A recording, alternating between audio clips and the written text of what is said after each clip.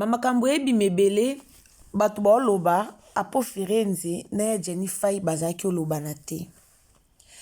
Tomoni yango na internet tolandi émission moko o ye moko ya Jennifer alobaki à propos ya apo Firenze.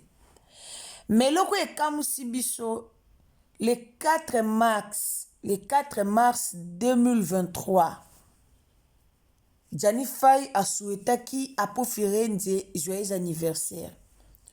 Toza même na vidéo on a côté la bino botala éprouvé maramboana. Vidéo ezali na côté ngo mupanzi boyoka botala. Ba parole nini o Jennifer alobaka pona apo Firenze. Na côté la bino vidéo wana. Mais lelo batu ba déclaré que ba omona apo Firenze te na matanga ya Jennifer. Mais parmi bato ba lela qui est pas maman Denise. To mona ki présence ya papa na biso apo Firenze. Na si to sela ki yango émission ka awa na Irsil Botelo TV. Alors bandeko nanga na tela bino vidéo bo mona comment papa na biso Jennifer a souhaitaki apo Firenze joyeux anniversaire. Donc a souhaitaki pena ba joyeux anniversaire na ye le 4 mars ya 2023. Après ngana bino tozonga ka ana analyse boyeba pourquoi apo Firenze aoya matanga Jennifer te. Pourquoi apo Firenze na salle aomona na te. Toyeba yango awa. Est-ce que ya po aokita Congo nde batu nyonso baokita Congo nde ba Ans nde ba la Duchesse nde ba Maxi nde bango nyonso baokita Congo.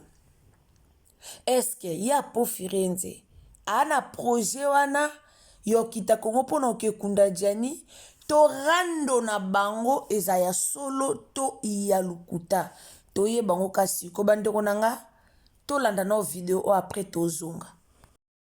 Joyeux anniversaire à Pauline Koyi, parfum de bonne odeur. Yangandeko. Longévité, prospérité, la bénédiction soit nous et ça va quoi. Lelo mokolo ya motama ya po Firenze apohi. Mokolo ya motama na yo. Esengo lelo ya po Firenze. Linkoyi mokolo lelaki. Mama Inge mokolo yango ekokilelo ya po Firenze. Bon anniversaire à Paul Nicoli, on fait de bonne odeur aux indépendants. Jennifer il est franco de tous les comédiens. Je souhaite bon anniversaire. Vidéo wana toyoki ya vidéo oyo ya po ya Jennifer a souhaitaka ya po joyeux anniversaire a souhaitaka ye aselaka vidéo elekaki le 3 mars ya 2023. Donc toza en mars une année déjà yango banda ba souhaita ye joyeux anniversaire. Alors bango mi balé rando ezaka ya nini to pe rando ango euta wapi. Bande onanga mbote nanu mbote bato bolanda Irsil Botelo TV mbote na bandeko nyonso o boza na ligne mbote na bandeko nyonso o bokotaka vraiment pona kolanda biso. En tout cas mbote na bino esika bozali boza ebele o bolinga Irsil Botelo TV o bo partageaka o bo sabonaka o vraiment bozalaka wana pona biso soki to tie émission bokotaka toujours pona koyeba Irsil Botelo TV a lancé nini alobeli nini. Alors na pesi bino merci nzamba lola a pambola bino prière na biso ezalaka ke nzamba pambola ka bino bozanga te po soki bozozanga te eza meilleure façon o bino bosungaka chaîne na biso na ba abonnement na bino na ba j'aime na bino na ba commentaire to pe na ba partage na bino. Alors merci beaucoup na batu nyonso o bosala kango nzambe a mona bino. Ndeko nanga yo o koti na Irsil Botelo TV mbala liboso soki ezambano vraiment liboso o visiter chaîne na biso alors o s'abonner. A toloba kaka likambu moko tango koti o s'abonner, o commenter, o liker, o partager. Alors partager ma émission na biso, partager na Facebook, partager na TikTok, partager na YouTube, partager partout. partager na messenger tia na stati tindela bandeko batala na stati. Donc partager ba émission na biso partout pour que bandeko nyonso bakota bayeba eloko nini o Ursule Botelo TV alobeli pona Jani Fay tope papa na biso Apo Firenze. Toyebika ba Congolais nde bazalaka, Kongola lukaka kaka likambu, Kongola lukaka kaka polémique, Kongola lukaka kaka kolobisa bato balobaka te. Et puis Kongola lukaka kolandela likambu ayeba akomisa yango ti na suka. Surtout mingi toyebi papa na biso Jani Fay bazalaki vraiment lokwa mapasa na yapo. En tout cas, banda na Congo bazalaka vraiment lokwa mapasa na ya Apo Firenze. Ezalaka partout oyo mona Jani Fay ezala place oyo mona Apo Firenze. Yango pene banda okende la bongo do partout oyo mona papa Jani Fay. Soko moni Jani Fay yeba ke Apo Firenze a mopandi. Bazalaki na complicité moko ya makasi.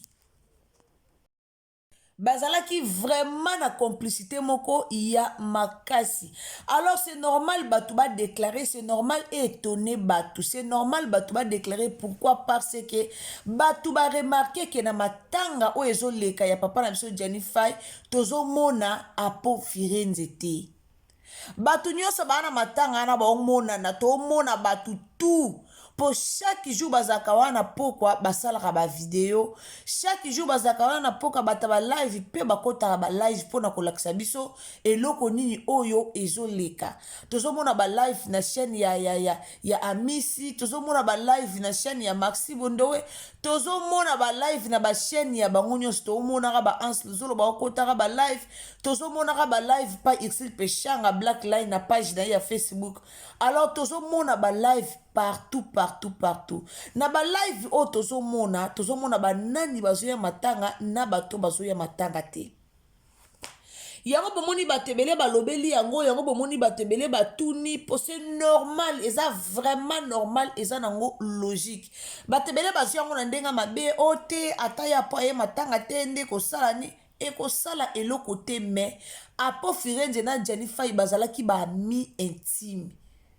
Avant na bakoma na ba rando na bango oto koyoka na internet ke bakoma ki na rando à propos ya la brine. Il paraît-il y a Apo abimala la brine. Selon ba rumeur.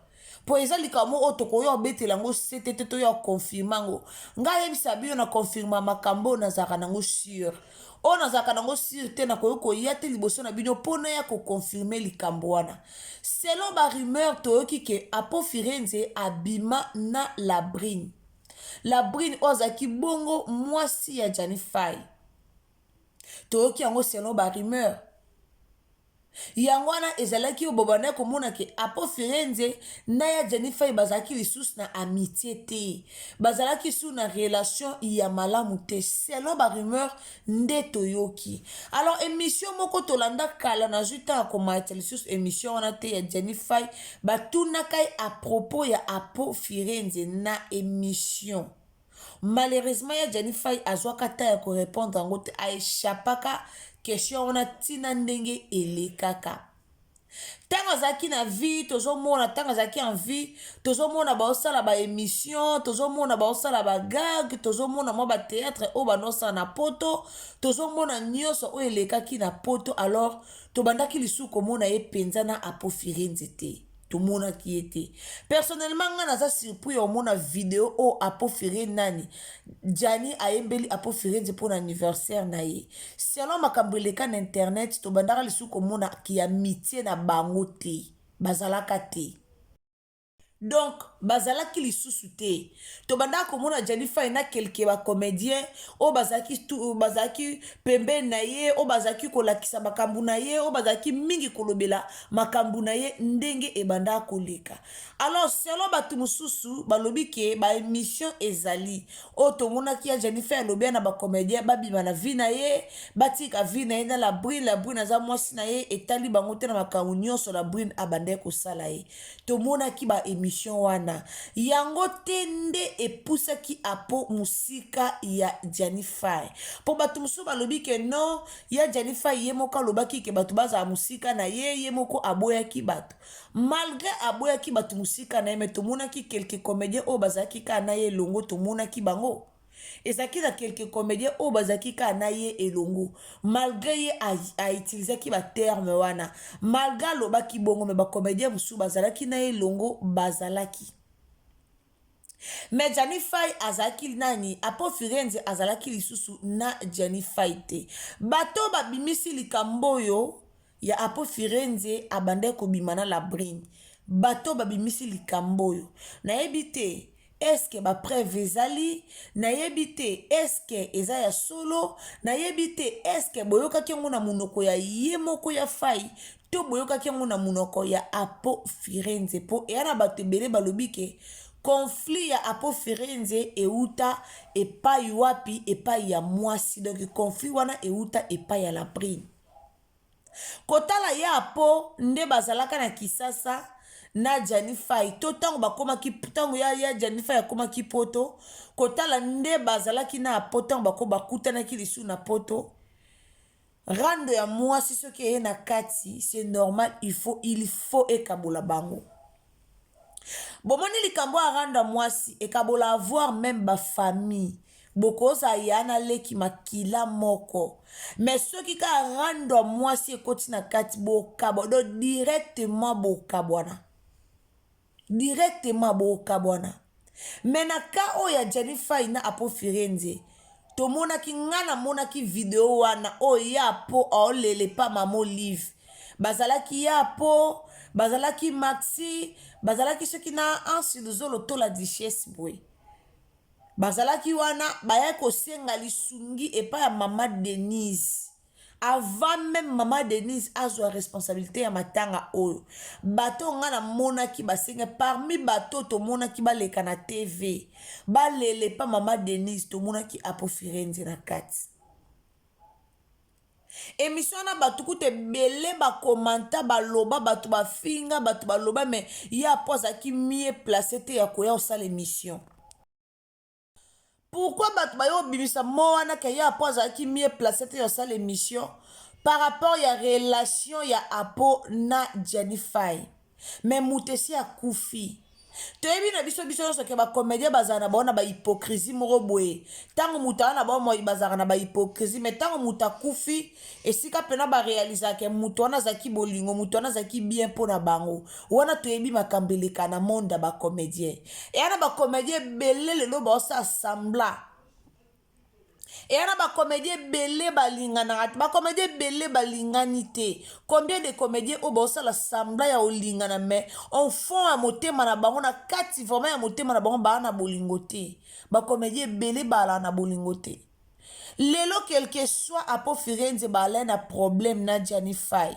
bomona pe ya po oya matanga te aomona na pete pourquoi parce que bango na bango pe bana ba guerre d'esprit bango na bango bayokana pete e musu bato baza na organisation ya matanga baoyokana te na ye bamakambu eza ebele oyo apo Firenze na ya Janify elekela bango lelo azwaki temps azwaki quand même likanisi to pa azwaki temps ya osenga epa mama Denise lelo yango wana mama Denise ye wana azwi responsabilité matanga peut-être ayokaki oyo ya lobaki peut-être ayokaki na kanala ba comédien mususu mais vu que ya apo Firenze azalaki na groupe ya bato basengaki toyokaki pe voix na ye alobaki asengaki toyebi te eske mama Denise atutisamaki na motema na voix ya apoto atutisamaki na voix ya nani alors nyonso ezaka ba participation peut-être azobanga na ye kokende na matanga to azoboya na ye koya na matanga mususu bango ba guerre na bango mususu ayokanaka te na bacomédien mususu mususu kokréele polémique do ba raison eza ebele oyo eza personnel oyo ye moko ayebi pourquoi azoboya ba raison eza ebele oye moko ayebi pona nini azomona na matanga te. Alors comme absence na ye eza remarquable, nde bomoni batebele baye kolobela yango na internet, nde bomoni batebele baye ko poster photo ya tonton Apo pour ke balobela likambo on internet. Batu mususu babenge motema mabe, batu mususu bakalifie motema mabe na bandenge na bango. Alors soki balamusaka mowei meto lamusia Janify aya o expliquer biso eloko ni o eleka ye na Apofirenze. Alors comme balamusaka na bango mowei te tokoko lamusia Janify te pour que tu aies eloko nini oyo eleka. Mais selon ba rumeur, na selon ba émission o esale ba comédien na biso ba lela émission nyonso eleka na émission. Bango nyonso eleka na émission, bango même ba vie na bango, même ba vie privée na bango nyonso eleka na émission. Nde bomoni be émission akale bimi bimi, nde bomoni ke alobaka boye, ya Po alobaka boye, ya Jani alobaka boye, mais le passé ne revient jamais. Le passé ne revient jamais. Tout le monde a ma Teresa na matanga e Suzy Bantu. Ma Teresa bandolo banate na Suzy Bantu. Suzy Bantu a benga ma Teresa même na mokolone a suka. A benga ma Teresa na hôpital. Suzy Bantu a benga ma Teresa keba solo na Suzy Bantu na hôpital. Ma Teresa mona kateka Suzy Bantu na hôpital e msupe liwe koya. Ataka ngona mutuna ita répondre Suzy Bantu ke a okende te. Aboyaka donc directement aboyaka invitation à Suzy Bantu ou à bengisaka na hôpital. Après tant que Suzy Bantu yako kufa to moni ma Teresa. Donc muto sa mona ki ba vidéo ma Teresa et circula ki na internet comment ma Teresa zaki abattu. Tozo ki ta otala quand même comment ma Teresa lelaki. Donc ayoka ki passe na motema. A imagina ki muninga benga ki peut-être zaki pa lobani maluba suka. Ba comédien na biso bolingi ba rando ya mabe. Yango bo kufela munde kwa kufa boye, ndeko no comédien kufi akena problème na yo. Pourquoi po bolingi ba rando ya makasi ezanga petina? Bolingi barando moko ya makasi ezanga tina. Mutuloka labrine. So likambangoza pena ya solo ke labrine abimana tonton pose ke tonton po motema mabe labrine kuta zane motema mabe o déjà monde mobimbe yebi. Donc c'est que tonton po pas aki motema mabe. Alors comme likambango eleka bakunda tonton Jani na kimia. Soki aboya koya matanga pona bandeko musa ba comédien en tout cas matanga eza pour tout le monde. Donc baloba na to baloba na te matanga eza pona batu nyonso. Bo fongola mitema to bo kitsa mitema bo yamba papa Apo na matanga po yepe aza moko ya ba comédien. Yepe aza moko ya bata théâtre alors azo mérité pe koza na matanga ya Janify quel que soit problème ou eleka. Et à domaine na bango et à nature na bango donc et à ndenga ba comédien ba otika la ko changer te et à ndenge na bango do ba changer te. Alors kimia oto senga to na posa matanga eleka na kimia comme to na posa makambu nyonso eleka na kimia ba makambu ebima na internet lelo o ebimi lobi o ebimi ezako honorer mémoire ya Janify te ezako honorer mémoire na été. Et ça vraiment honorer mémoire na été. Pour honorer mémoire ya Janify na minute et c'est na ke bakambu nyonso to betango kara. Quand de balobaka passé ezonga raté total présent. Et ça likambu o yaki entre frères baza bango balé ba frère malgré ki hypocrisie ya ba comédien. Malgré le ba comédien belé ba okufa pona ba hypocrisie ba ndeko na bango ba okufa na mamba batna mitema. Malgré ba lingani na bango te bali komona moko avancer te. Ceux qui m'ont avancé, avancement, moninga muso sala baninga musu motema passe na monde théâtre na bango eza bongo. Dans ce banda théâtre ensemble, dans ce banda théâtre nzela moko, nzambe pe fa pambola bino ka nzela moko do batu ba ya bateke nzambe ana ndenge na ya pambolaka. Mutu musu nzamba ko pambola na 2023, mutu musu 2022, mutu musu 2024, voire même na batu musu tina ba 2028. donc nzambe ayebi ndenge nini asalaka makambo nde na bandenge na ye. Rando ya papa po na ya Jennifer totikela yango bango mibale. Lelo ya Jennifer ya kufi papa po atikali papa po paza libanga te. Na mokili oyo moto alibanga azate. Azate. Alors tout le na kimia ya fa azaki muta kimia ya fa même ake na ba matanga okoyoka ete. Azaki beaucoup plus muta vérité polele. Olobine boa apoatelo ba vérité après avai nae. Esenga kaka balela ye na kimia. Esenga teke koto ba problème. Lelo to vanda ki to lali to lamu ki to moni pe yandi mosa Yesu na makambu na ye. To lali to lamu ki to moni papa yandi mos ayena makambu na ye. Ayena babuzo bana ye te uchi komona ngo. Combien de personnes ont fini yandi moste? Pourquoi? Parce que buzoba eleki. Bwana matanga o akufia zande kono quel que soit oza comédien. Batala comédie nini oko sala. Batala buzz nini oyoko sala. Metomoni eloko nini o eleki na internet lobi na butu. Pona papa na biso yandi mosi. Tomoni ezaka pasi pe mawa. Et ça vraiment passé.